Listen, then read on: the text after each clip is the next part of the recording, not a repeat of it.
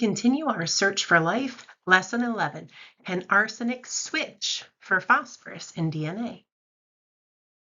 You need these notes. Don't have them, get them. This storyline is based on searching for life, right? So what have you learned about life on Earth so far? What is essential for life on Earth? So what have we been learning? Recently, we've learned a lot about Lewis dot structures, and we learned that we can predict the number and type of bond, meaning is it ionic or is it covalent, based on where elements are located on the periodic table. So what do you think? Do you think it is possible for other elements to make up life beyond Earth? Thinking about beyond chomps with an N. Do you think so? In order to truly answer that question, what do you think we need to know? So do you think it's possible for other elements to make up life beyond Earth? You could have agreed or disagreed. But what do we need to figure out in order to answer that question? Let's revisit some ideas. So we know that elements can replace each other in salts. For example, we can have potassium chloride, KCl, but we can also have sodium chloride, NaCl. So those elements can replace each other. Maybe elements can replace each other in macromolecules as well.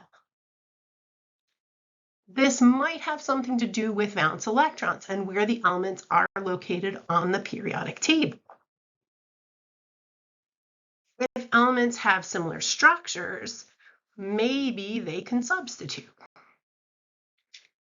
So we need to look at where the elements are on the periodic table. Now, just as an aside, a real life connection, you may have heard of lead poisoning. So when someone's body is exposed to lead, it can affect the person in many ways. Lead can be stored in your teeth and in your bones in place of calcium, and this can lead to problems. Also, that means that it's stored and can potentially come out later, and the person can have effects years after they were exposed. Lead also interferes with enzymes that use calcium. So this creates a lot of problems in your nervous system, in your kidneys, and in other areas of your body. So we know that there is some substitution possible for elements. So now you're going to read a short article about a surprising discovery here on Earth. This article is about element substitutions that we're talking about. So where are you going to find the article? You need to go to Schoology and you're going to look in the Lesson 11 folder right here. There is a recording of the article right here if you would like to listen to me read you the article while you look at it. Here is where you can open up the article to read on your own or follow along while you're listening to it. I also made a few printed copies. So if you would rather look at the printed copy while you listen to the recording, or if you would rather read the paper copy on your own or read it with a friend, here are your options. So choose one way, because before you go on, you need to have read the article. Now it's time to look at your notes. You just read or listened to the article either on your own or with a friend. So we're going to look at this first question. What are two key discoveries reported in the article? Write your ideas. So what were some of those discoveries? Well, arsenic is said to be a substitute for phosphorus in bacteria found in Mono Lake, California. And that arsenic might be able to be used instead of phosphorus to make cell membranes, DNA, and proteins, for example. Now let's make some connections. So see the table, those first two rows right there? Try and fill those out. What is a fact from the article and how can we connect it to our learning? All right, so you share an idea here, okay? One of your ideas. And then You are going to look at what your peers wrote, and you are going to finish this table. So you started just with 2 ideas on your own, share one here, and then look at what your peers said. But you should ultimately complete this table. If you are having trouble completing the table, I'm going to help you on the next slide. But I want you to try to use what your peers have given you to complete the table. Okay, so now check what you have from your peers. Use some of this information if you need to, but this article talked about the 6 essential elements, chomps with an N, right? We read about these elements in class. We looked at their properties. The article talked about chomps being part of macromolecules. We read about those and looked at models of them. This article talked about how elements can substitute. And we've talked about that before, and we even looked at it just now in this lesson talking about lead. And then the article talked about how arsenic could substitute for phosphorus. And we know that they're in the same group on the periodic table, and that potentially that means they form the same number of bonds. Okay, so now let's look at this part of your notes. Why might arsenic be able to substitute for phosphorus? Well, this is where the periodic table comes into play. And here is where phosphorus is, right? That's part of our chons with an N, right? It's part of chons. And here is arsenic. So why might it be able to substitute? Well, because arsenic and phosphorus are in the same group, which means if we look at the last number, 5, they both have 5 valence electrons. Remember, that means the outer electrons. Those are the bonding electrons. So next question, how many bonds will arsenic form? Well, we looked at the number of bonds in lesson 10, so let me refresh your memory. This is what we discovered in lesson 10. So how many bonds will arsenic form?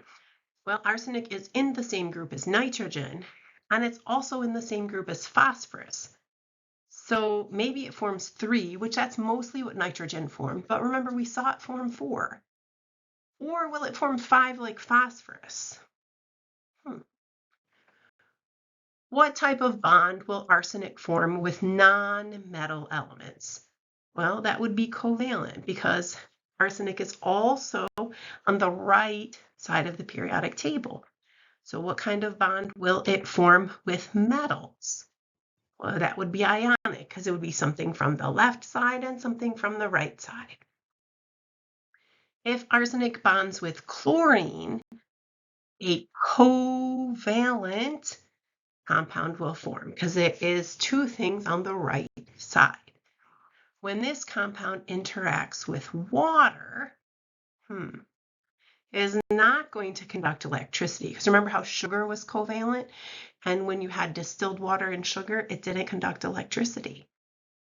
And if it doesn't conduct electricity, it's covalent, it's most likely going to have a low melting point and a low boiling point, which means in the Goldilocks zone, what can we predict? It should be a gas, right? That is what we should predict based on all of those pieces, okay? Okay, so let's pause for a moment and share something that you've learned so far. All right, so let's continue now. What have we been learning? So in the last lesson, or last piece of this lesson, we read an article about phosphorus and arsenic and looked at how arsenic might bond. So let's extend this. Let's look at these 2 questions and try and answer them. Why was the discovery in this article so remarkable? What do you think?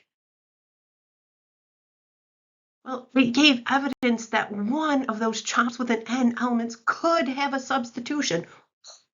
Oh my goodness, that could potentially open up the door to a lot, right?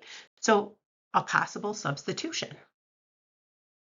So what does this discovery suggest about our search for life beyond Earth?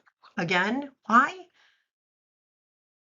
we could look for elements with the same patterns, right? The same number of valence electrons, same patterns of bonding, and maybe we can expand our search beyond those 6 elements.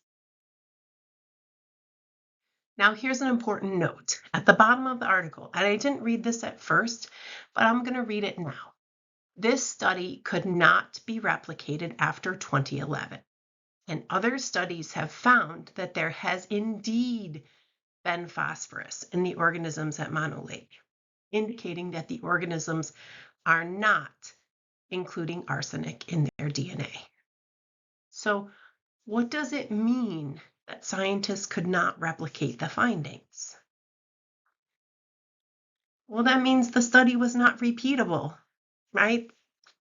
The bacteria didn't literally have arsenic in their DNA. There wasn't a substitution.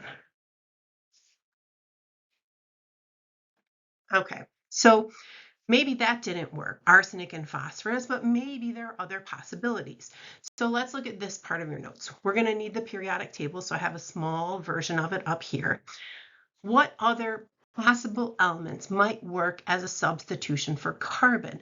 And remember, valence electrons is key because those valence or outer electrons determine bonding, like number of bonds, type of bonds. So for carbon, we're going to look in that group. Carbon happens to be in group 14, and those are some elements that might be able to replace carbon. What about for hydrogen? What elements might be able to replace hydrogen? Well, those are some of the possibilities, right? They're also in group 1, like hydrogen is. Now, I might be a little skeptical about replacing hydrogen because hydrogen is a nonmetal, remember, even though it's on the left side, but I'm still going to put them down. What about oxygen? What elements might be able to be used as substitutions for oxygen? Well, other elements in group 16, like oxygen is.